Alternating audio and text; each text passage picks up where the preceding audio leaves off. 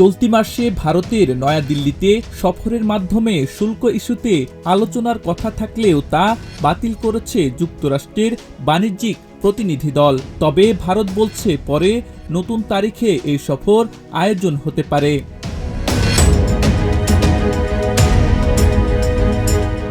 নির্ধারিত সফরের সময় ছিল ২৫ থেকে ২৯ অগস্ট। সফরে দ্বিপাক্ষিক বাণিজ্যিক চুক্তি নিয়ে ষষ্ঠ দফা বৈঠক হওয়ার কথা ছিল।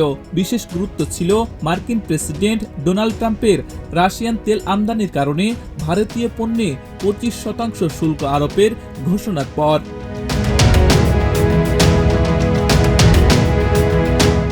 সফরের মূল লক্ষ্য ছিল ভারতের কৃষি ও দুগ্ধ খাতের বাজারে যুক্তরাষ্ট্রের প্রবেশ অধিকার দাবি নিয়ে আলোচনা করা।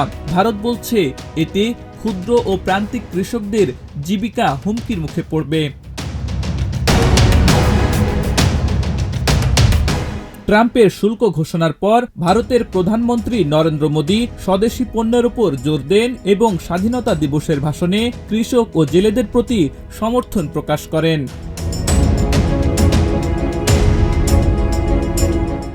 মার্কিন অর্থমন্ত্রী স্কট বেসেন্ট হুঁশিয়ারি দিয়েছেন, ট্রাম্প পুতিন বৈঠক ব্যর্থ হলে ভারতের উপর আরও শুল্ক চাপানো হতে পারে।